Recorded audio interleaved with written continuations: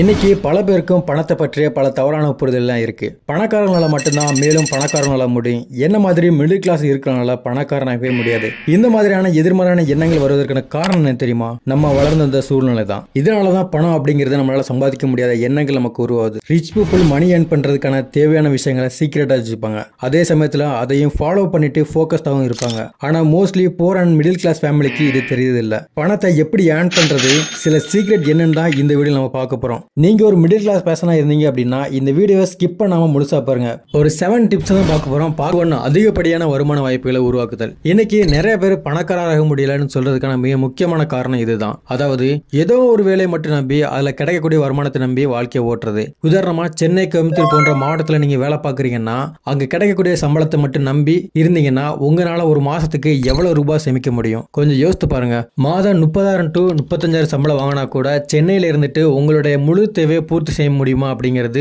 மிகப்பெரிய ஒரு கேள்வியா தான் இருக்கும். சோ நம்ம மல்டிபிள் வரக்கூடிய இன்கமை கிரியேட் பண்ண நம்ம ரெடியா இருந்துக்கணும். பணக்காரர்கள் எல்லாமே அதிகப்படியான பணம் சம்பாதிக்கிறதுக்காக அவங்களோட டிஃபரண்ட் சோர்ஸ் ஆஃப் இன்கம் தான் ரொம்பவே அவங்களுக்கு உதவியா இருக்கும். சோ நீங்களே இதே மாதிரி ஏதோ ஒரு வேலையை மட்டும் பார்க்காம இன்னொரு வேலை, அதாவது ஒரு சின்னதா ஏதோ ஒரு வேலையை பார்க்குற மாதிரி ஒரு பிசினஸ் பண்ணுங்க. அதுல கிடைக்கக்கூடிய வருமானத்தை சேகரிச்சு உங்களோட வாழ்க்கையை மேம்படுத்துங்க. நம்பர் 2, தேவைக்காக மட்டும் செலவு செய்யறது. நம்மளுடைய தேவையில்லாத செலவு தான் நம்மளை இன்னும் ஏழையாக்கக்கூடிய ஒரு எளிமையான வழியா இருக்கு. அதனால எப்பவுமே இந்த தப்பை பண்ணவே பண்ணாதீங்க. எப்பவுமே உங்களோட செலவுகளை கவனமா இருங்க. உங்களுக்கு ஏதோ ஒரு பொருள் வாங்கணும் அப்படின்னு தோணுச்சு, உடனே வாங்காம ஒரு 10 நாளைக்கு வெயிட் பண்ணி பாருங்க. அந்த 10 நாள்ல உங்களுக்கு அந்த பொருள் இல்லாம அன்றாட வாழ்க்கையை ரன் பண்ண முடியுது அப்படின்னா உங்களுக்கு அந்த பொருள் தேவையா இல்லையா அப்படிங்கிறது உங்களுக்கே என்னன்னு புரிய ஆரம்பிக்கும். ஃபார் எக்ஸாம்பிள், புதுசா ஏதோ ஒரு இடத்துல ஒர்க்குக்கு ஜாயின் பண்றீங்க. அப்போ உங்களுக்கு லேப்டாப் வாங்கலாம்னு நினைக்கிறீங்க. உடனே லேப்டாப் வாங்காம அடுத்த 10 நாளைக்கு வெயிட் பண்ணி பாருங்க. அந்த 10 நாள்ல நமக்கு ரொம்ப தேவைப்படுது, அது இருந்தாதான் ஒர்க் பண்ண முடியும் அப்படின்னா கண்டிப்பா நம்ம வாங்கி தான் ஆகும். ஆனா அந்த 10 நாள்ல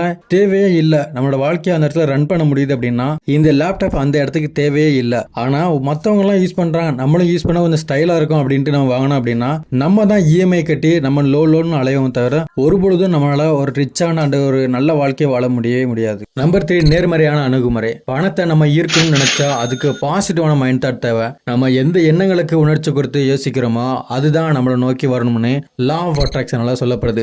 இதனாலதான் பாசிட்டிவான மைண்ட் தாட், அதாவது அந்த ஆட்டிடியூடா கொண்டு வரணும். இப்ப யோசித்து பாருங்க, பணக்காரங்க கிட்ட அந்த பாசிட்டிவான ஆட்டிடியூட் இருக்கிறதுனாலதான் அவங்க நினைச்ச கருத்தை சக்சஸ் அடைகிறாங்க. ஒருவேளை அவங்க தோத்துட்டாலும் கூட அவங்க அதுல புலம்பாம இருப்பாங்க. ஆனா இதுல ஆப்போசிட் இருக்கிற போர் ஃபேமிலிக்கு ஃபியர், நெகட்டிவ் அப்படிங்கிற உணர்ச்சியில அவங்க முக்கியத்துவம் கொடுக்கறதுனால இன்னும் அவங்களால பணக்காரனாக முடியாம இருப்பாங்க. நீங்களும் இந்த உணர்ச்சியில இருக்கீங்க அப்படின்னா இந்த உணர்ச்சியை கட் பண்ணிட்டு நம்மளால முடியும் அப்படின்னு பாசிட்டிவான ஆட்டிடியூடா கொண்டு வாங்க. இப்ப நீங்க நினைக்கிற அந்த நெகட்டிவ் தாட்ஸை தூரத்துக்கு போட்டீங்க அப்படின்னா உங்களுக்குள்ள இருக்கிற அந்த ரிச் ஆட்டிடியூட் வெளியே வர ஆரம்பிக்கும். ஒன்ஸ் நீங்க ஒரு விஷயத்தை அச்சீவ்மெண்ட் பண்ணிட்டீங்க அப்படின்னா அடுத்து அச்சீவ்மெண்ட் பண்ணக்கூடிய கெப்பாசிட்டி உங்க பிரெயின் கொடுக்க ஆரம்பிச்சிடும். இப்படி கொடுக்க ஆரம்பிக்கும் போது தான் நமக்குள்ள அந்த பாசிட்டிவான எண்ணங்கள் மேல வரும். ஒருவேளை நம்ம பிசினஸ் பண்ணி லாஸ் ஆயிட்டாலும் கூட அதை சமாளிக்கிற ஒரு கெப்பாசிட்டியை நம்ம பிரெயின் கொடுக்க ஆரம்பிச்சிடும். ஸோ அதுக்கப்புறம் நீங்களும் ஒரு ரிச்சஸ்ட் மேனா இருக்கலாம். நம்பர் 4, சொகுசு வாழ்க்கையை எதிர்பார்க்காதீங்க. நம்ம சம்பாதிச்சு சேர்த்து வச்சுட்டு இருக்கக்கூடிய பணத்தை எப்பவுமே பந்தாக்காக செலவழிக்காதீங்க. அதாவது ஒரு 10 லட்ச ரூபா சேர்த்து வச்சுட்டீங்கன்னா அந்த பணத்தை வச்சு உடனே கார் வாங்குறது, பக்கத்து வீட்டுக்காரனை ஆச்சரியப்படுத்துறது அப்படின்ட்டு கெத்துக்காக நம்ம வாங்குவோம். ஆனா இந்த தப்பை பண்ணவே பண்ணாதீங்க. அந்த 10 லட்சம் ரூபா வச்சு எப்படி 20 லட்சமா ஆக்கணும் அப்படிங்கறத யோசிங்க. இதை விட்டுட்டு கார் வாங்கிட்டு பெட்ரோல் போடுறதுக்காகவும் காரை மெயின்டைன்ஸ் பண்றதுக்காகவே நம்ம தனியா உழைக்க வேண்டிய சூழ்நிலை உருவாகும். இந்த கடன் வாழ்க்கைக்குள்ள நம்ம எப்படி போறோம் அப்படின்னா இந்த ஆடம்பர வாழ்க்கைக்குள்ள போகும்போது தான். ஆனா ரிச்சஸ்ட் மேன் இந்த தப்பை பண்ணவே மாட்டாங்க. அவங்க எப்படி இந்த பணத்தை பெருக்கணும் அப்படின்ட்டு யோசிச்சு பணத்தை பெருக்கினதுக்கு அப்புறம் தான் அவங்களுக்குள்ள ஒரு கார் வாங்குறதோ அப்படிங்கிற மாதிரி உள்ள நுழைவாங்க. நீங்க யோசித்து பாருங்க, உங்க வீட்டுல பக்கத்துல யாராச்சும் ரிச்சஸ்ட் மேன் இருக்காங்க அப்படின்னா அவங்களோட சிறு வயதுல எவ்வளவு கஞ்சத்தனமா இருப்பாங்க அப்படிங்கறத யோசிச்சு முடிவெடுங்க.